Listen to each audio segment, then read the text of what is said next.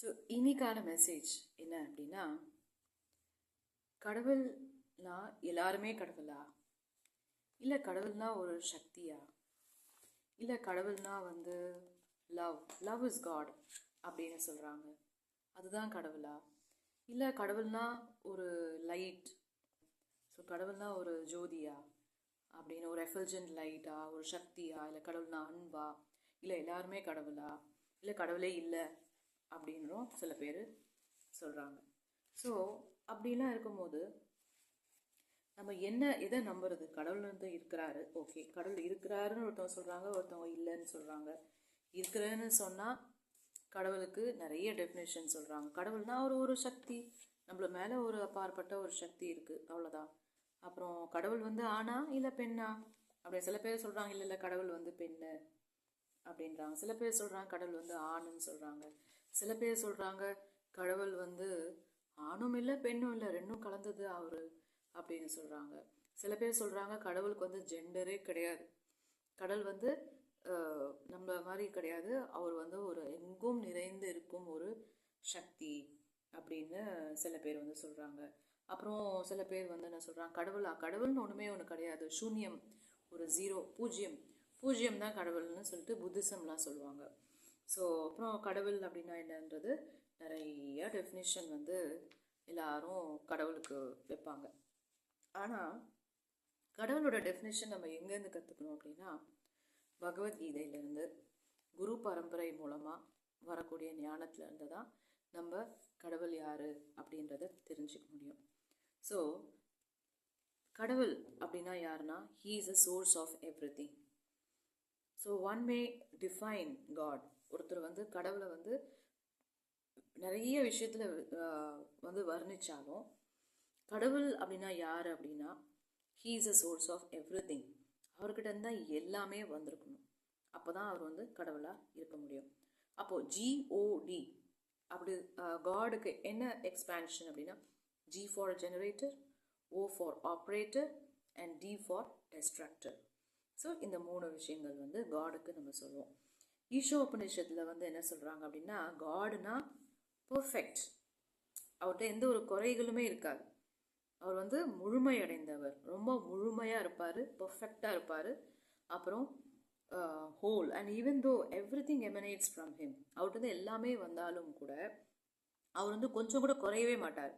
இப்போது for example, இந்த pen இருக்குது, ஃபுல்லாக இருக்கும் இங்கு, நம்ம யூஸ் பண்ண இது குறைஞ்சிக்கிட்டே வரும். ஆனால் கடவுள் முழுமையாக இருப்பார், அவர்கிட்ட இருந்தால் எல்லாமே வந்தாலுமே கூட அவரோட சக்தியிலையோ, அவரோட அழகுலையோ, அவருடைய முழுமை தன்மையிலையோ, அவருடைய பூர்ணத்துவம்லையோ எதுலேயுமே கொஞ்சம் கூட குறையே வராது. ஸோ எவ்வளோதான் அவர்கிட்ட இருந்து, இப்போ ஒரு தீ இருக்குது, தீயிலேருந்து எவ்வளோ தீப்பொறி வந்தாலும் தீயோட அளவு குறையுமா? தீயோட அளவு குறையவே குறையாது. ஸோ அதை ஒரு எக்ஸாம்பிளாக எடுத்து நம்ம சொல்லலாம். ஸோ அதுக்கு தான் ஒரு ஈஷோபநிஷத்துலேருந்து ஒரு மந்திரம் இருக்குது, என்னென்னா, ஓம் பூர்ணமதா பூர்ணமிதம் பூர்ணாத் பூர்ணம் உதச்யதே பூர்ணஸ்ய பூர்ணம் ஆதாய பூர்ணம் ஏவா வசிஷ்யதே அப்படின்றது இந்த வேர்ஸ் தான் கடவுளுக்கான டெஃபினிஷன். அப்புறம் வேற என்ன அப்படின்னா, he is a supreme controller, அவரோட கண்ட்ரோலில் தான் எல்லாமே இருக்குது. அப்புறம் he is a supreme proprietor, எல்லாத்துக்குமே ஓனர் யார்? கடவுள். அப்புறம் வேற என்ன சொல்கிறாங்க அப்படின்னா, அவர் enjoyer, he is a supreme enjoyer. நம்ம எல்லாம் என்ஜாய் பண்ணுறோம், நம்மளால் எப்படி என்ஜாய் பண்ண முடியும்? ஒரு நல்ல சாப்பாடு சாப்பிட்டா கொஞ்சம் என்ஜாய் பண்ணுறோம், அதுக்கப்புறம் அது வயிறு ஃபுல்லாகிடுச்சு, அப்பா கொஞ்சம் தூங்குறதுக்கே கஷ்டப்படுறோம். ஸோ எல்லாம் கொஞ்சம் தான் நம்மளால் என்ஜாய் பண்ண முடியுது, ஃபுல்லாக நம்மளால் என்ஜாய் பண்ணவே முடியல. கொஞ்சம் என்ஜாய் பண்ணுறோம், அப்புறமா என்ஜாய் பண்ணுறது கூட திகட்டிடுது, ஐயோ போரும் ஆகிடுது. ஸ்வீட் சாப்பிட்டா கூட எவ்வளோ நம்மளால் என்ஜாய் பண்ண முடியும்? கொஞ்சம் தான் ஸ்வீட் சாப்பிட முடியும், அதுக்கப்புறம் நாளைக்கு தான் சாப்பிட முடியும். அந்த மாதிரி நம்மளால் எதையுமே முழுமையாக என்ஜாய் பண்ண முடியல, ரொம்ப ரொம்ப ரொம்ப கொஞ்சமாக தான் நம்மளால் என்ஜாய் பண்ண முடியுது. ஆனால் கடவுளால் பூர்ணத்துவமாக ஃபுல்லாக அவரால் என்ஜாய் பண்ண முடியும். அவரோட என்ஜாய் பண்ணக்கூடிய அளவு இட் இஸ் அன்லிமிட்டெட். அவர்கிட்ட என்னால் இவ்வளோதான் என்ஜாய் பண்ண முடியும், அவ்வளோதான் என்ஜாய் பண்ண முடியும், இதுக்கு மேலே எனக்கு திகட்டிடுச்சு அப்படின்றது கடவுள்கிட்ட கிடையாது. ஹீ இஸ் அ சுப்ரீம் என்ஜாயர் அப்படின்றது ஒரு அர்த்தம். அப்புறம் அவர்கிட்ட எல்லாமே இருக்கும் அப்படின்னா என்னென்ன இருக்கும் அப்படின்னா, அவர்கிட்ட பணம் இருந்தாலும் முழுமையாக இருக்கும், கொஞ்சம் கூட குறைஞ்சே போகாது. முழுமையான பணம் வந்து அவர்கிட்ட இருக்கும். பலம் அப்படின்னு இருந்தாலும் அதுவும் முழுமையாக இருக்கும் அவர்கிட்ட. அதுக்கப்புறம் புகழ் அப்படின்னாலும் அந்த புகழும் கூட அவர்கிட்ட முழுமையாக இருக்கும். அப்புறம் அவரோட அழகும் முழுமையாக இருக்கும். ஐயோ பகவானுக்கு என்ன மூக்கு இப்படி இருந்தால் நல்லா இருந்திருக்குமே, கண்ணு கொஞ்சம் இப்படி இருந்தால் நல்லா இருக்குமே, அவர் வாய் கொஞ்சம் இப்படி இருந்தால் நல்லா இருக்குமே, இல்லை கை கொஞ்சம் இப்படி இருந்தால் நல்லா இருக்குமே, கொஞ்சம் ஹைட்டாக இருந்தால் நல்லா இருக்குமே, கொஞ்சம் ஒல்லியாக இருந்தால் நல்லா இருக்குமே, அப்படின்லாம் அவர்கிட்ட ஒரு குறையுமே நம்மளால கண்டுபிடிக்க முடியாது. கடவுள்கிட்ட அவர்கிட்ட எல்லாமே முழுமையா இருக்கும். முழுமையா இருக்கு அப்படின்னும் போது அவரு ஆணாகவும் முழுமையா இருக்கிறாரு, பெண்ணாகவும் முழுமையா இருக்கிறாரு. அது இல்லாம எல்லா வித ஒரு ஆணுக்கான குவாலிட்டிஸும் அவர்கிட்ட இருக்கும், ஒரு பெண்ணுக்கான குவாலிட்டிஸும் அவர்கிட்ட இருக்கும். ஸோ அதுதான் ராதா அண்ட் கிருஷ்ணான்னு நம்ம சொல்றது. ஸோ ஒரு ஆர்டினரி விமன் கிட்ட வந்து ஏதோ ஒன்று ரெண்டு சக்தி வேணா அவங்க கிட்ட இருக்கலாம். ஒருத்தவங்க பார்த்தா பணக்காரங்களா இருப்பாங்க ஆனால் அழகா இருக்க மாட்டாங்க. சில பேர் பார்த்தா நல்ல அறிவாளியா இருப்பாங்க ஆனால் அழகா இருக்க மாட்டாங்க. சில பேர் அழகா இருப்பாங்க ஆனால் அறிவே இருக்காது அவங்க கிட்ட. சில பேர் பார்த்தீங்கன்னா அவங்க கிட்ட நல்ல பலம் பலம் நிறைய இருக்கும். அவங்க கிட்ட பலம் இருந்தா என்ன, பலம் இருக்கும் ஆனால் அவங்க கிட்ட ஒரு என்ன சொல்றது, ஒரு நல்ல மேனர்ஸ் இருக்காது, குவாலிட்டிஸ் இருக்காது, அந்த மாதிரி இருப்பாரு. ஆனால் இவர்கிட்ட நாலேஜ் இருக்கும், பியூட்டி இருக்கும், அறிவு இருக்கும், எல்லாமே அவர்கிட்ட வந்து முழுமையா வந்து இருக்கும்.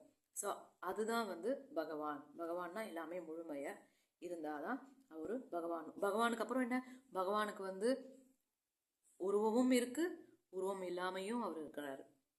சில பேர் சொல்லுவாங்க பகவானுக்கு வந்து உருவம்லாம் கிடையாது, சும்மா நம்மளா உருவம் வந்து ஒரு டெம்பரரியாக நம்மளுக்கு பிடிச்ச மாதிரி தான் வச்சுக்கிறோம், அதுக்கப்புறம் அதெல்லாம் குறைஞ்சிரும், அதுக்கப்புறமா எல்லாமே உருவமே இல்லாதது தான் வந்து அல்டிமேட்டு அப்படின்னு சில பேர் சொல்லுவாங்க. சில பேர் சொல்லுவாங்க என்ன சொல்லுவாங்க அப்படின்னா, யா பகவானுக்கு வந்து உருவம் வந்து இருக்கு, ஆனால் அந்த உருவம் வந்து எப்படின்னா நம்மளா வந்து நம்மளுக்கு பிடிச்ச மாதிரி எப்படி எப்படியோ நம்ம வச்சுக்கிறோம். ஸோ நம்மளுக்கு பிடிச்ச மாதிரி எப்படி இருக்கும் அந்த மாதிரி அவர் வந்து தோற்றம் அளிக்கிறாரு, அதுதான் அவரோட உருவம். அவருக்குன்னு ஒன்றும் இவர் இப்படி தான் இருப்பார் அப்படிலாம் கிடையாது அப்படின்னு சில பேர் நிறைய பேர் டெஃபினேஷன்ஸ் வந்து பகவானோட உருவத்துக்கு என்னென்னமோ சொல்லுவாங்க. ஆனால் பகவான் வந்து எப்படி இருக்கிறாருன்னா நிரந்தரமாக அவருக்குன்னு ஒரு உருவம் இருக்கு, அவருக்குன்னு ஒரு உருவம் இருக்கு. அந்த உருவம் மட்டும் இல்லாமல் அவர் பல வெரைட்டியான ரூபத்துலயும் அவர் இருக்கிறாரு, உருவமே இல்லாமையும் அவர் இருக்கிறாரு. அப்புறம் ஸோ இதெல்லாம் இருந்தாதான் அவர் பேரே வந்து பகவான்னு சொல்ல முடியும். பக அப்படின்னா அதுக்கு என்ன அர்த்தம் அப்படின்னா ஆப்புலன்ஸ். அது அவருக்கு எல்லா சக்திகளுமே இருக்கு, அவர்கிட்ட இல்லாததே கிடையாது, எல்லாமே இருக்குது. அதுதான் வந்துட்டு பகன்னு அர்த்தம். அதாவது 6 விஷயங்கள்: wealth, full strength, full fame, full beauty, full knowledge and full renunciation. So 5 விஷயம் எல்லாம் முழுமையாக இருந்தாலுமே ஆனாலுமே அவர் வந்து பகவான் வந்து அது மேலே அவருக்கு ஒரு பற்றுதலே கிடையாது. அது கிட்ட டிட்டாச்சாக தான் இருக்கிறாரு. எல்லாமே இந்த ஐயோ இதெல்லாம் போயிடுச்சுன்னா என்ன பண்ணுறது அப்படின்னு நம்ம கவலைப்படுறோம்ல, அந்த மாதிரிலாம் கவலைப்பட மாட்டார். அவர் டிட்டாச்மெண்ட்டும் அவர்கிட்ட எல்லாம் முழுமையாக இருக்குது அவர்கிட்ட. ஸோ அவர் தான் வந்து பகவான்னு நம்ம வந்து சொல்ல முடியும். ஸோ இவ்வளோ டெஃபினிஷன்ஸ் வந்து இருக்குது. ஸோ இவ்வளோ விஷயத்தையும் வந்து அவங்க கவர் பண்ணாமல் அவங்க வந்து பகவானாக இருக்கவே முடியாது. ஸோ எவ்வளோ பேர் வந்துட்டு சாயும் வந்துட்டு பகவான் தான், கிருஷ்ணாவும் பகவான் தான் அப்படின்னு சொல்கிறாங்க. அப்படி கிடையாது. அப்போ அவர்கிட்ட முழுமையான அழகு இருக்கா, அவர்கிட்ட முழுமையான ஸ்ட்ரென்த் இருக்கா, அவர்கிட்ட முழுமையான நாலேஜ் இருக்கா, முழுமையான என்ன சொல்கிறது இன்டெலிஜென்ஸ். ஸோ அவர் அழகு, அவரோட ஸ்ட்ரென்த், அவரோட புகழ் எல்லாமே அந்த 5 விஷயமும் முழுமையாக இருக்கணும். அது முழுமையாக இருந்தும் கூட அவங்க வந்து அதுலேருந்து ரொம்ப டிட்டாச்சாக இருக்கிறாங்க, அது மேலே ஒரு பற்றுதலே இல்லாமல் இருக்காங்க. அந்த மாதிரி இருந்தால் தான் அவங்கள வந்து நம்ம பகவான் அப்படின்னு நம்ம சொல்ல முடியும். ஸோ அதனால் இந்த எல்லா டெஃபினேஷன்ஸும் இருந்தால் தான் ஒருத்தர் பகவானாக இருக்கணும். அந்த பகவானுன்ற பொருத்தமான இருக்கிறவருக்கு யாருக்கு அப்படின்னா அது கிருஷ்ணருக்கு தான் அந்த பொருத்தமான பகவான் அப்படின்னு சொன்னால் அவர்கிட்ட தான் எல்லாமே முழுமையாக இருக்கும். ஸோ அதனால் அவரை விட்டால், அவரை தவிர்த்து வேற ஒருத்தர் வந்து பகவானாக இருக்க முடியாது. பகவானாக இருந்தால் கூட ஒரு பகவான் வந்து நிறைய அவதாரங்கள் எடுக்கிறாரு, நிறைய ஃபார்ம்ஸில் அவர் வராரு, அது ஒரு விஷயம். ஆனாலும் மனித ரூபத்தில் வந்து நிறைய பேர் இவங்களும் பகவான்றாங்க, அவங்க பகவான்றாங்க, இவங்க பகவான்றாங்க, அந்த மாதிரி விஷயங்கள்லாம் இருக்கவே முடியாது. ஸோ அவங்களாம் வந்து ஒரு செயிண்டாக இருக்கலாம், அவங்கெல்லாம் வந்து ஒரு அவங்கக்கிட்ட கொஞ்சம் சக்தி இருக்கலாம், ஒரு சாதாரண மக்களை விட அவங்கக்கிட்ட கொஞ்சம் விசேஷ சக்தி கொஞ்சம் இருக்கலாம். ஆனால் அவங்க வந்து முழுமையான கடவுள் கிடையாது. ஓகே, ஸோ அதனால் நம்ம கடவுள்னா யாருன்றதை வந்து நம்ம நல்லா தெரிஞ்சுக்கணும். ஸோ கிருஷ்ணா வந்து ஏன் சொல்கிறாருன்னா, we say this because he fulfils all the criteria, எல்லாத்தையுமே அவர் வந்து முழுமையாக அவர் வந்து இது பண்ணுறாரு. அப்புறம் Krishna is a source of everything அப்படின்றது பகவத்கீதையில் சொல்லியிருக்காங்க. அப்புறமா பிரம்ம சமிதாலையும் வந்துட்டு பிரம்மா சொல்கிறாரு, ஈஸ்வரா பரமா கிருஷ்ணா சச்சிதானந்த விக்கிரகா அப்படின்னு சொல்கிறார். அவர் தான் உண்மையான சச்சிதானந்த விக்கிரகா, அவர் தான் பரமம் அப்படின்னு சொல்கிறாரு. ஸோ அப்புறம் கிருஷ்ணா தான் சுப்ரீம் கண்ட்ரோலர் அப்படின்னு, அவர்கிட்ட தான் எல்லாமே கண்ட்ரோலில் இருக்குது அப்படின்றதும் பகவத்கீதையில் சொல்லியிருக்காங்க. ஸோ எல்லாத்துக்கும் அவர் தான் ப்ரொப்ரைட்டர் சொல்கிறதுக்கும் அதுக்கும் பகவத்கீதையில் ஸ்லோகம் 5வது சாப்டரில் இருக்குது. அப்படி இருக்கும்போது நம்ம எப்படி வந்து ஒரு சாதாரண மனிதர்கள், அவங்க வந்து எல்லாத்துக்கும் நம்மளை நம்பி தான், ஏதோ கொஞ்சம் பவர் இருக்குது அவ்வளோதான் அவங்ககிட்ட முழுமையான பவர் இல்லாத போது அவங்களும் கிருஷ்ணாவும் ஒன்று தான் அப்படின்னு சொல்லவே கூடாது அப்படின்றது நம்ம தெரிஞ்சுக்கணும். பகவத்கீதையிலேருந்தே நம்ம இதெல்லாம் நம்ம எங்கே என்னென்ன ஸ்லோகாஸ் இருக்குது அப்படின்றது கோட் பண்ணியிருக்காங்க பகவத்கீதையில். அர்ஜுனா வந்து பகவத்கீதையில் சொல்கிறாரு, என்ன சொல்கிறாரு அப்படின்னா, you are the supreme personality of Godhead, அதாவது பரம் பிரம்மா பரம் தாமா பவித்ரம் பரமம் பவான் அப்படின்னு, பவித்ரம் பரமம் பவான் புருஷம் சாஸ்வதம் திவ்யம் ஆதிதேவம் அஜம் விபூம் அப்படின்னு 10வது சாப்டர் பகவத்கீதையில் 12th ஸ்லோகாவும் 13th ஸ்லோகாலையும் வருது. என்ன சொல்கிறாருன்னா, அதை இங்கிலீஷில் நான் படிக்கிறேன். You are the supreme personality of Godhead, the ultimate abode, you are the purest, you are the absolute truth, you are the eternal, you are the transcendental, you are the original person, you are unborn, நீங்கள் உங்களுக்கு வந்து பிறவியே கிடையாது, you are unborn and you are the greatest அப்படின்னு all sages, எல்லா great sages யாரெல்லாம் இதை சொல்கிறாங்க அப்படின்னா, நாரத முனி சொல்கிறாரு, அஷிதான்ற ஒரு செயின்ட் வந்து அதை சொல்கிறாராம். So all the great sages such as Narada, Asita, Devala and Vyasa confirm this truth about you and now you yourself are declaring it to me அப்படின்னு. ஸோ அர்ஜுனா வந்து இதுதான் எல்லாரும் சொல்கிறாங்க, இப்போ நீங்களே வந்து அதை என்கிட்ட டிக்ளேர் பண்ணிட்டீங்க அப்படின்னு அர்ஜுனா வந்து கிருஷ்ணாவை பார்த்து சொல்கிறாரு. எப்போனா அவர் வந்து அர்ஜுனனுக்கு வந்து விஸ்வரூபம் காட்டும் போது எல்லாமே என்னில் தான் அடங்கியிருக்கு பாரு அர்ஜுனா அப்படின்னு சொல்லி காட்டும் போது அவர் இந்த மாதிரி ஸ்லோகத்தை அவர் சொல்கிறாரு. ஸோ இது நம்ம சொல்கிறோம் அப்படின்னா இது வந்து சும்மா ஒரு சென்டிமெண்ட்டால நம்ம சொல்லலை. So that's when we state that Krishna is God, it is not our some sentiment or personal bias but because of Shabda Pramanam, the evidence of scriptures.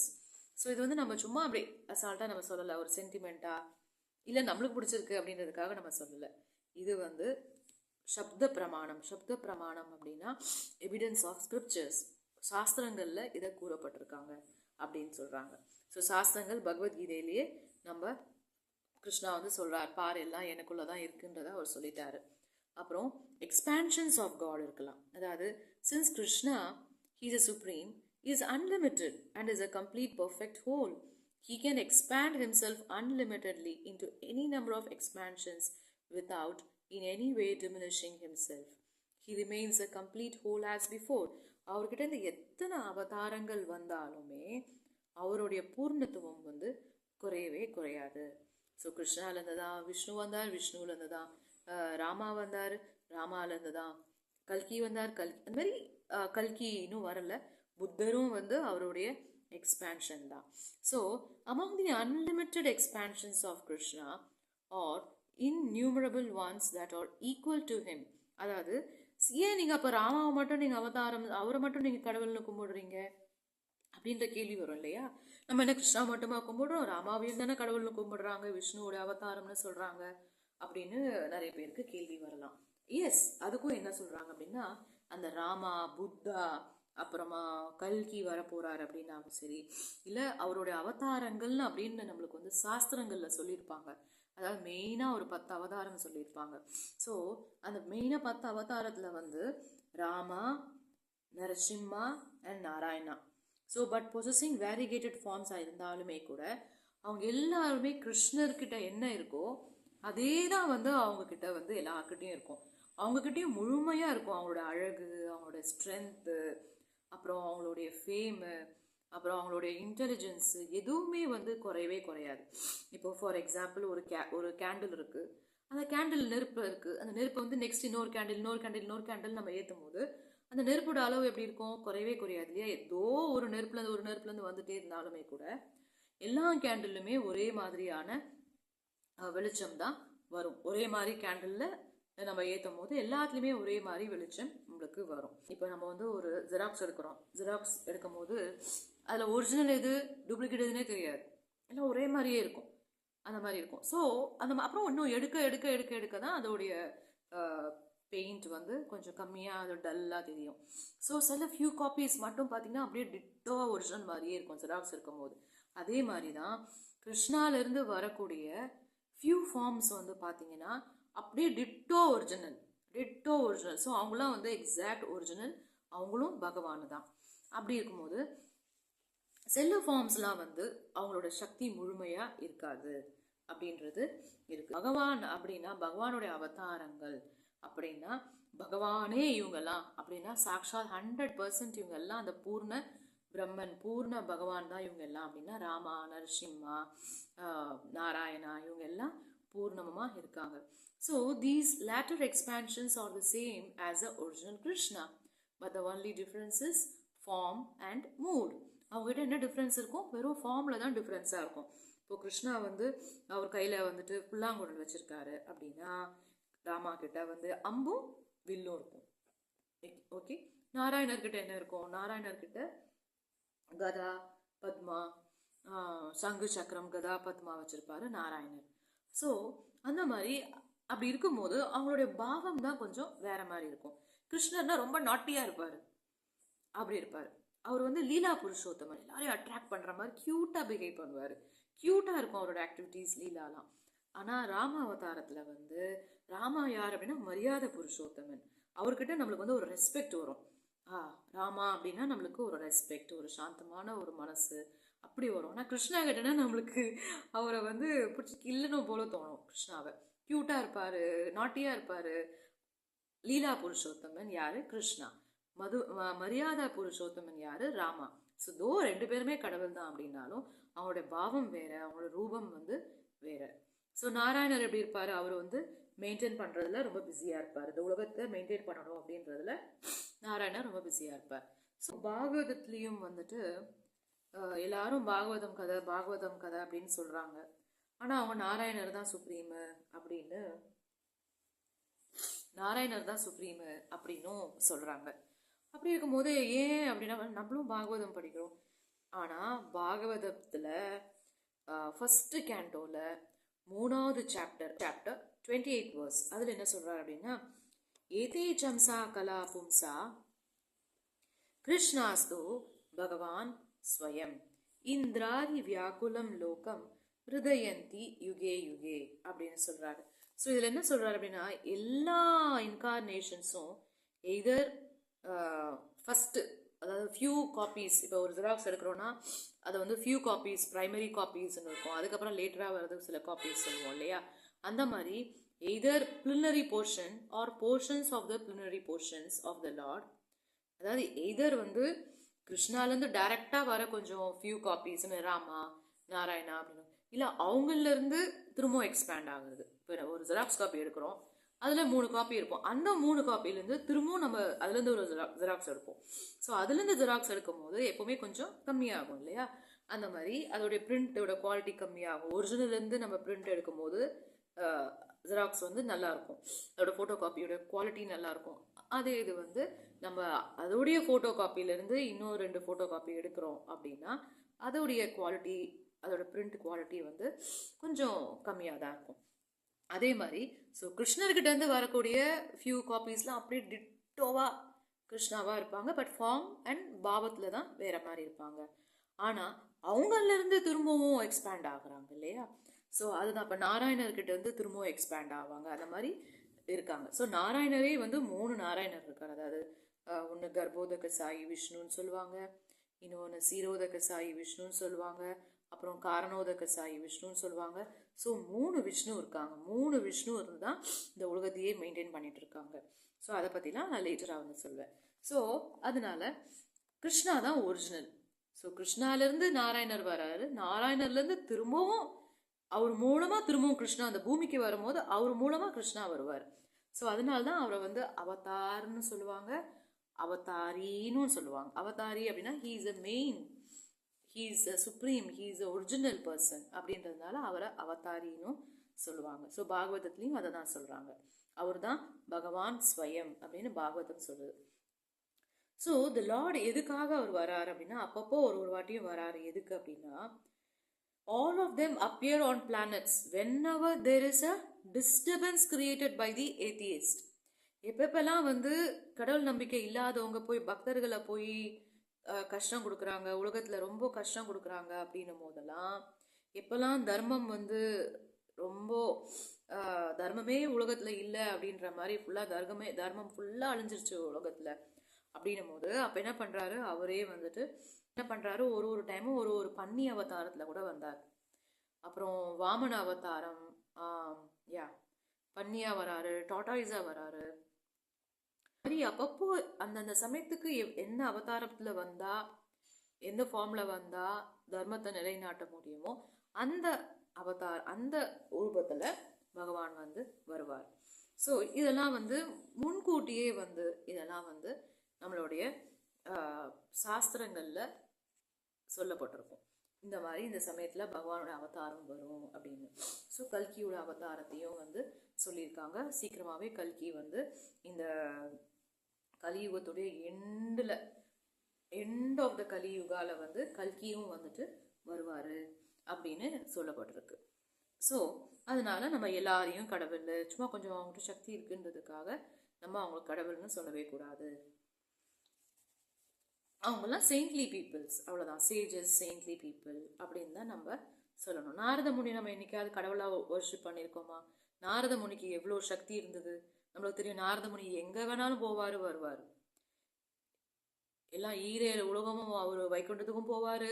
அவர் வந்து நாரத முனி வந்து கைலாயம் சிவபெருமானை பார்க்க கைலாயத்துக்கும் போவார், பிரம்மலோகத்துக்கும் போவார், பூலோகத்துக்கும் வருவார். அதே மாதிரி ரொம்ப நல்லவங்க யார்கிட்ட வேணாலும் போய் பேசுவார். அவங்களுக்குலாம் நாரத முனி கண்ணுக்கு தெரிவாங்க. ஸோ அது மாதிரிலாம் இருந்தப்போ நாரத முனியை நம்ம என்னைக்காவது வணங்கியிருக்கோமா? அவரை கடவுளாக வணங்கியிருக்கோமா? இல்லை. நம்ம யாரை கடவுளாக வணங்குவோம்? ஒன்று விஷ்ணுடைய அவதாரமாக இருந்தால் அவங்கள கடவுளாக வணங்குவோம், இல்லை சிவபெருமானுடைய அவதாரமாக இருந்தால் அவங்கள நம்ம வணங்குவோம். அதாவது லக்ஷ்மி தேவியுடைய அவதாரம், துர்கா தேவியோட அவதாரம், அவங்கள தான் நம்ம வணங்குறோம். அண்ட் சரஸ்வதி தேவியை மட்டும் நம்ம வணங்குறோம். அந்த மாதிரி ஸோ அவங்கலேருந்து வரக்கூடியவங்க மட்டும்தான் தே ஆர் கால்ட் காட், இல்லை அவங்களுடைய அவதாரம். மற்றவங்க எல்லாருமே வந்து செயின்ட்லி பீப்புள் தான். அவங்கள வந்து நம்ம கடவுள்னு சொல்லவே கூடாது. ஸோ எதுக்காக இது வரனா, all these expansions are simply to help the original supreme God Krishna enjoy different variegated taste. அதாவது அவர் வந்து டிஃப்ரெண்ட் டேஸ்ட்டை ரசிக்கணும்னு ஆசைப்படுறார். Of love, different taste of love with is devotees. So devotees கூட சில நேரம் அவருக்கு சண்டை போடணும்னு ஆசையாக இருந்ததுன்னா அதுக்கேற்ற ரூபத்தில் அவர் வருவார். ஏன்னா அவரோட வைகுண்டத்தில் சண்டைலாம் போட முடியாது. சண்டை போடணுன்னா அவர் பூலோகத்தில் தான் சண்டை போட முடியும். சண்டை போடணுன்னா அவர் யார் கூட வேணாலும் சண்டை போட மாட்டார். அவரோடைய டிவோட்டீஸு சண்டை போடுறதுக்காகவே அவருக்கு எகெயின்ஸ்டாக இருக்கிற மாதிரி மூடில் அவதாரம் வந்து அவங்களும் வந்து இந்த பூலோகத்தில் வந்து பிறப்பாங்க. அப்போ டிவோட்டீஸ் கூட தான் பகவானே சண்டை போடுவார். ஏன்னா அவருக்கு வந்து ஒரு ஒரு ஒரு வீர ரஸ் என்ஜாய் பண்ணணும் அப்படின்னு ஆசை இருந்தால் அந்த மாதிரி வருவார். இல்லை சில நேரங்களில் வந்து வேறு மாதிரி ரசம் என்ஜாய் பண்ணணும், அவருக்கு வேறு மாதிரி மூடு என்ஜாய் பண்ணணும் அப்படின்னும் போது, இப்போ எப்படி நம்மலாம் வந்து ஃப்ரெண்ட்ஸ் கூட இருக்கும்போது ஒரு மூடு என்ஜாய் பண்ணுறோம், பேரண்ட்ஸ் கூட இருக்கும்போது ஒரு மூடு என்ஜாய் பண்ணுறோம், ஃபேமிலி பீப்புள் கூட இருக்கும்போது வேறு மாதிரி பாவத்தில் அவங்க கூட என்ஜாய் பண்ணுவோம். அதே மாதிரி உங்களுடைய, அதாவது அம்மா அப்பாவாக இருந்தீங்கன்னா அவங்களோட பசங்க கூட இருக்கும்போது உங்களுக்கு வந்து ஒரு வேறு மாதிரியான ஒரு அனுபவம் இருக்கும். ஸோ அது மாதிரி பகவானும் வந்து டிஃப்ரெண்ட்டான ஒரு அனுபவத்தை வந்து எக்ஸ்பீரியன்ஸ் பண்ணுறதுக்காக தான் அவரும் வந்துட்டு டிஃப்ரெண்ட் ஃபார்ம்ஸில் வந்து டிஃப்ரெண்ட் டைம்ஸில் வந்து டிஃப்ரெண்ட் பாவத்தை வந்து அவர் வந்து அனுபவிக்கிறார். ஸோ எப்படி வந்து பூமி வந்து கடலுக்குள்ளே போய் மாட்டிடுச்சு, ஒரு அரக்கன் வந்து கொண்டு போய் பூமியை கொண்டு போய் பாதாள லோகத்தில் போய் ஒளிச்சு வச்சிடறான். அப்போது பகவான் எப்படி வராரு அப்படின்னா பன்னியோட ரூபத்தில் வருவார். பன்னியோட ரூபத்தில் வந்து பூமாதேவியை அவருடைய ஹார்ன் இருக்கும் இல்லையா, பன்னிக்கு 2 ஹார்ன் இருக்கும், அந்த ஹார்னில் வந்துட்டு பூமாதேவியை வச்சு மேலே கொண்டு வராரு பூமாதேவியை. ஸோ அந்த மாதிரி அப்போது பூமாதேவியோட டச்சில் வரும்போதே அப்போது அவங்க, அதாவது பகவானுக்கும் பூமாதேவிக்கும் ஒரு டச் ஏற்படும் போதே அப்போது அவங்ககிட்ட இருந்து ஒரு அரக்கன் வந்து வெளியில் வராரு. அந்த அரக்கனை தான் நம்ம தீபாவளி அன்னைக்கு வதம் பண்ணுறாரு பகவான். யார் அப்படின்னு நரகாசுரன். ஸோ இந்த மாதிரி லீலைகள்லாம் அவருடைய அனுபவம், அவருடைய ஓன் ஜாலிக்காகவும், அந்த லீலை அப்போதைக்கு அந்த சமயத்துக்கு இது தேவைப்படுது அப்படின்னும் போது அவர் வந்து இந்த மாதிரி டிஃப்ரெண்ட் ஃபார்ம்ஸில் வந்து அவர் வராரு. ஸோ ஆல் தீஸ் இதெல்லாம் வந்து எப்படின்னா இந்த ஃபார்ம்ஸ் எல்லாமே வந்து மாயை மாதிரி இப்போ ராமரா வந்தாரா அவ்வளோதான் முடிஞ்சிச்சு, அவர் லீலை முடிஞ்சிச்சு அப்படிலாம் கிடையாது. அவருடைய உலகம் வந்து ஸ்பிரிச்சுவல் வேர்ல்ட்லேயும் ஒரு உலகம் இருக்குது.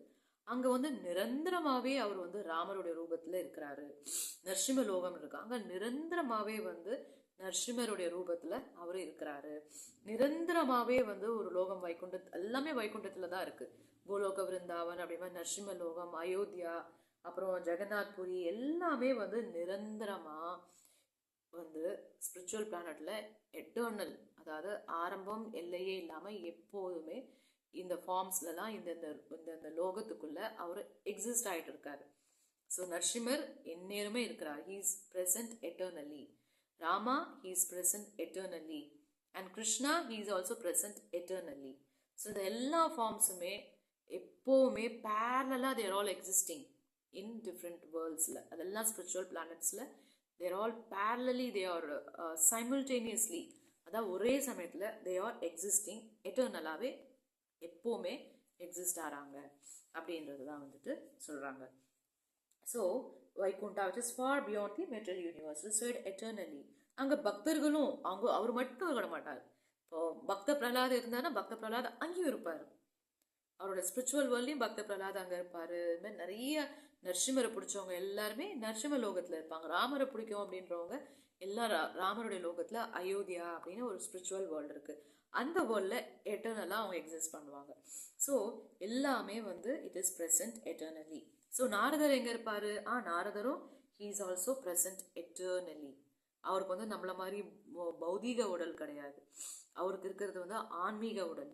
நாரத முனிலாம் ஆன்மீக உடலோடவே அவர் எல்லா இடத்துக்கும் சுற்றிட்டு இருப்பார். இன்னும் கூட அவர் சுற்றிட்டு தான் இருக்கார், நம்ம கண்ணுக்கு தெரியாது. ஓகே, ஸோ அதனால யாரையுமே நம்ம கடவுள்னு சொல்கிறதுக்கு முன்னாடி இவங்களாம் சாஸ்திரத்தால் அங்கீகரிக்கப்பட்டிருக்காங்களா? ஐஎஸ்ஐ முத்திரை மாதிரி சாஸ்திரம் சொல்லியிருக்கா இவங்கெல்லாம் வந்து கடவுள்னு சொல்லியிருக்கா? சொல்லலை. எந்த சாஸ்திரத்தில் இருக்குது இவங்களாம் கடவுள்னு? சாஸ்திரம் சொல்லலை. அப்படின்னா மற்ற யாராவது ரொம்ப அற்புதமாக ரொம்ப நல்ல மனுஷங்களாக இருக்காங்க, ரொம்ப பக்தியோடு இருக்காங்க, அவங்ககிட்ட போனாலே உங்கள் மனசில் இருக்க குறைகள்லாம் தீர்ந்துருது, உங்களுக்கு நிறையா அற்புதமாக என்னென்னோ ஆச்சரியமாக மிராக்கிள்ஸ்லாம் நடந்திருக்கு அப்படின்னா அவங்ககிட்ட கொஞ்சம் பவர் இருக்குது. அதுதான் வந்து அஷ்ட சித்தின்னு சொல்லுவாங்க. நம்ம ஹனுமான் சாலிசா படிக்கும்போது அஷ்ட சித்தி கே தாத்தா, அஷ்ட சித்திகளும் அவங்கக்கிட்ட இருக்கும். இப்போ ஹனுமான் சாலிசா படித்தாலே என்ன சொல்கிறாங்க? அஷ்ட சித்தி நவ் நிதி கே தாத்தா. சித்திஸ்னா it is all material powers, miracles பண்ணுறது, ஒருத்தவங்களுக்கு அதை கொடுக்கறது, ஒருத்தவங்களுக்கு மாதிரி மிராக்கிள்ஸ் மெட்டீரியலாக பௌதீகமாக அவங்க உடம்பு சரியாயிடுமா, திடீர்னு பார்த்தா ஏதாவது மிராக்கிளாக வந்துட்டு ஏதோ ஒரு ஒளி வருமா, திடீர்னு பார்த்தா அவங்களுக்கு வந்து பணம் நிறையா வருமா, திடீர்னு அவங்க வீட்டில் ஏதோ அந்த பிரச்சனை சால்வ் ஆகிடும். அஷ்ட சித்திகளுக்குள்ளே வரும். இந்த அஷ்ட சித்திகளும் வந்துட்டு நம்ம ஹனுமான் சாலிசா படித்தாலே நம்மளுக்கு கூட அஷ்ட சித்திகள் வந்து வரும் மாதிரி. அதெல்லாம் எப்படின்னா இவ்வளோ வருஷமாக நம்ம பண்ணுற தவம், பக்தி தவம், நம்ம அவ்வளோ தவம் பண்ணி நம்ம பண்ணும்போது நம்மளை அறியாமல் நம்மளுக்குள்ளே எவ்வளோ சக்தி வருதுன்னு நம்மளுக்கே தெரியாது. திடீர்னு நம்ம ஒரு கோவத்தில் ஏதாவது ஒரு வார்த்தையை நம்ம சொல்லிட்டோம் அப்படின்னா அவ்வளோ பவரும் அப்படியே வந்து நம்மக்கிட்டேருந்து இறங்கிடும். அது இன்னொருத்தவங்களுக்கு வந்து அது வந்து கெட்டதாவோ நல்லதாவோ அது போய் பழிச்சிடும். அதனால் சொல்லுவாங்க, நீங்கள் பக்தியில் இருக்கிறவங்க யாரையுமே திட்டாதீங்க, நீங்கள் இவ்வளோ சேன் பண்ணுறீங்களா யாரையுமே நீங்கள் வந்து கிரிட்டிசைஸ் பண்ணாதீங்க அப்படின்னே சொல்லுவாங்க. எல்லார்ட்டையும் நல்ல விஷயத்தையே பாருங்கள், டாலரண்ட்டாக இருங்க அப்படின்னு. ஏன்னா நம்ம அவ்வளோ சேன் பண்ணி வச்சுருக்க பவர் எல்லாம் நம்ம போய் யாராவது திட்டுறோம் அப்படின்னா அது அப்படியே படிச்சிடும். ஸோ அதனால் யாரானாலும் சரி நம்ம அவ்வளோ தவம் பண்ணி பகவானோட கருணையில் யாருக்கு வேணாலும் அஷ்ட சித்திகள், அவ்வளோ மெட்டீரியல் மிராக்கிள் பவர்ஸ் எல்லாருக்குமே வரதுக்கு சான்சஸ் வந்து இருக்குது. So that is the subject. That is a subject that I wanted to talk about. So ஏன் நம்ம கடவுள் மற்றவங்களுக்கும் ஏன் நிறைய பேர் அந்த மாதிரி சொல்கிறாங்க அப்படின்னா, எல்லாரும் கடவுள் அவங்களும் கடவுள்னு ஏன் நினைக்கிறாங்க அப்படின்னா, கடவுள் வந்து இன்ஃபைனைட், ஒரு ஓஷனை போல கடவுள். ஆனால் ஜீவாத்மா பரமாத்மா வந்து ஓஷன் மாதிரி. ஜீவாத்மா என்னது, ஒரு டம்ளரில் நான் ஓஷன்லேருந்து ஒரு கொஞ்சம் தண்ணி நான் எடுத்துகிட்டு வரேன், ஒரு பக்கெட் தண்ணி நான் ஓஷன்லேருந்து எடுத்துகிட்டு வரேன் அப்படின்னும் போது ஜீவாத்மா அந்த சைஸ் தான். பரமாத்மா கடல் சைஸில் இருக்கிறாங்க. ஜீவாத்மா வந்து அந்த ஒரு பக்கெட் தண்ணி எவ்வளவோ அந்த லிமிட்டடாக தான் வந்து ஜீவாத்மா இருக்காங்க. ஆனால் அந்த பக்கெட்டில் இருக்கக்கூடிய தண்ணியும் கடலில் இருக்கிற தண்ணியும் ரெண்டும் ஒன்று. அந்த கண்டென்ட் வந்து ரெண்டுமே ஒன்றா இருக்கு இல்லையா? அதனால தான் வந்து சொல்கிறாங்க, ஓகே இவங்களாம் வந்து கடவுளை கும்பிடாங்கன்னா அந்த கடவுளோட சக்தி இவங்ககிட்ட இருக்கனால இவங்களாம் கடவுள்னு சொல்லிடலாம். அப்படி இல்லை, கடவுளோட கொஞ்சம் சக்தி இவங்ககிட்ட இருக்குது, அவ்வளோதான். அவங்களாம் ஆனால் இன்னமும் ஜீவாத்மா தான். ஸோ ஜீவாத்மா என்றைக்குமே கடவுளாக ஆகவே முடியாது அப்படின்றதும் பகவத்கீதையிலே சொல்லியிருக்கு. அதாவது நம்ம எல்லாம் வந்து எட்டர்னலி வந்து அந்த கடல்லேருந்து அந்த பக்கெட் எடுக்கிறோம் இல்லையா, எட்டர்னலாக அந்த கடல்லேருந்து பிரிஞ்சு வந்திருக்கோம் இல்லையா, அந்த பிரிவு வந்து செப்பரேட்டடாக தான் இருக்கும். Eternally we are separated. ஆனாலும் அந்த குவாலிட்டி, இப்போ நம்ம வந்து ஒரு இந்த செயின் இருக்குது அப்படின்னு எடுத்துக்கிட்டா, இது கோல்டு அப்படின்னா இதை நான் துண்டு துண்டு துண்டு துண்டாக கட் பண்ணிட்டேன். இது கட் பண்ணியாச்சுன்னா இதை திரும்பவும் சேர்க்க முடியாது. தோ வந்து மைனிங் ப்ராசஸ் மூலமாக சேர்த்தாலும் கூட பகவான் என்ன சொல்கிறாருன்னா, இவங்களாம் எட்டர்னலி டிவைடட். திரும்பவும் எப்படி சேர்க்கலாம் அப்படின்னா சேவை, நம்ம திரும்பவும் பகவானுக்கு சேவை பண்ணுறது மூலமாக நம்ம பகவானுடைய தொண்டர்களாக ஆகலாம், பக்தி சேவை பண்ணலாம். ஆனால் திரும்பவும் நம்ம பகவானாக ஆக முடியாது. பகவான்ல தான் நம்ம வந்திருக்கோம், திரும்பவும் பகவானாக ஆக முடியாது. இப்போ எப்படி ஒரு அம்மா அப்பா கிட்டேருந்து தான் ஒரு குழந்தை, ஒரு அம்மாவோட வயிற்றுலேருந்து தான் ஒரு குழந்தை வந்திருக்குன்றதுக்காக அப்போ அந்த குழந்தையும் அம்மாவும் ஒன்றாயிட முடியுமா? முடியாது. ஒன்ஸ் வந்தாச்சுன்னா அவ்வளோதான், தே ஆர் எட்டர்னலி செப்பரேட்டட். அவங்க அவங்களோட ஜீவன் வாழணும், இவங்க ஜீவனை வாழணும். மேபி குவாலிட்டி கொஞ்சம் இருக்கலாம், அம்மாவுடைய முக அமைப்பு இருக்கலாம், அம்மாவுடைய பிளட் இருக்கலாம், அம்மாவுடைய ஜீன் இருக்கலாம், அந்த மாதிரி இருக்கலாமா ஒழியோ ரெண்டு பேருமே திரும்பவும் ஒன்றாக முடியாது. ஒன்ஸ் வெளில வந்தாச்சுன்னா அம்மாவும் பிள்ளையும் எப்படி வந்து டிவைடடாக தான் இருக்காங்களோ அதே மாதிரி நம்மெல்லாம் பரமாத்மாவுடைய குழந்தைங்களா இருந்தாலுமே கூட திரும்பவும் போய் பரமாத்மாவா ஆக முடியாது. நம்ம ஜீவாத்மா தான். என்னைக்கானாலும் நம்ம ஜீவாத்மா தான். நம்ம ஜீவாத்மாவா இருந்து என்ன பண்ண முடியும் அப்படின்னா பகவானுக்கு தொண்டு செய்ய முடியும், நம்ம பக்தர்களா இருக்க முடியும் அப்படின்றது தான். ஸோ அம்மா அப்பா கிட்டேருந்து வந்த குழந்தைகள் என்ன பண்ணணும், அம்மா அப்பாவுக்கு நம்ம சேவை செய்யணும், அம்மா அப்பாவும் நம்ம கவனிச்சுக்கிறோம், அம்மா அப்பாவுக்கு எல்லா மரியாதையும் கொடுத்து எல்லா அன்பையும் காமிச்சு அவங்களும் நம்ம பார்த்துக்கிற மாதிரி நம்ம பகவான்கிட்ட வந்தாலுமே கூட நம்ம பகவான் ஆக முடியாது, பகவானுக்கு சேவை தான் பண்ண முடியும். அதனால நம்ம டிவோட்டியாக தான் ஆக முடியுமோ இல்லையோ பகவானாக ஆக முடியாது. ஆனால் பகவானுக்கு உரிய மரியாதை வந்து மற்றவங்க வந்து சில பேருக்கெல்லாம் கொடுக்கலாம். அதுன்னு சொல்லியிருக்காரு, யாரெல்லாம் நீங்கள் குரு, இப்போ நீங்கள் யாராவது குருவாக ஏற்றுக்கிறீங்க அப்படின்னா குரு வந்து கடவுளுடைய பிரதிநிதி அப்படின்றதுனால நீங்கள் அவங்களுக்கு மரியாதை கொடுக்கலாம். ஆனால் அவங்க கடவுள்னு நினச்சி நீங்கள் வந்து ஏற்றக்கூடாது, அவரும் கடவுளும் ஒன்று அப்படின்னு கிடையாது. ஒன்று அப்படின்னா அந்த குவாலிட்டியில் ஒன்று, திரும்பவும் கடவுளுக்கு ஆக முடியாது. அந்த உடம்புன்றது ஒரு நாள் கண்டிப்பாக சுடுகாட்டில் போய் நம்ம புதைச்சி தான் ஆகணும், இல்லை எரிச்சு தான் ஆகணும், சமாதியாக ஆகணும், ஏதாவது ஆகணும். அந்த உடல்ன்றது கண்டிப்பாக அழிஞ்சு போயிடும். அப்படின்னு இருக்கும்போது அது எப்படி பகவான் ஆக முடியும்? So once you are born, this material body will perish with material பாடி. ஏன்னா பகவான் வந்து பூமிக்கு அவதாரம் பண்ணும்போது அவர் இந்த பஞ்ச பூதங்களால் செஞ்ச சரீரத்தில் அவர் வரமாட்டார். அவருடைய ஒரிஜினல் ஸ்பிரிச்சுவல் பாடி, அவரோட ஆன்மீக உடல்லையே தான் அவர் இந்த பூமிக்கே வருவார். ஆனால் நம்மளுக்கு வந்து அவர் சாதாரணமாக இருக்கிற மாதிரி தெரியும். பக்தி இருந்தால் மட்டும்தான் கடவுளை கடவுளாக பார்க்க முடியும். பக்தி இல்லைன்னா கிருஷ்ணா வந்து மகாபாரதத்தில் துரியோதனுக்கும் அவர் தரிசனம் கொடுத்தாரு. அப்புறமா திருதராஷ்டருக்கும் நான் உனக்கு கண்ணு கொடுக்குறேன் நீ பாரு அப்படின்னு சொல்லும்போது கூட அந்த ஒளி அவரால் பார்க்கவே முடியல. ஸோ பக்தி இருந்தால் மட்டும்தான் நம்மளால் பகவானை பார்க்க முடியும். என்னதான் அவர் நம்ம முன்னாடி நின்னாலுமே கூட பக்தி இல்லை அப்படின்னா நம்மளுக்கு பகவானை பார்க்கவே முடியாது, பகவானை ஐடென்டிஃபை பண்ணவே முடியாது.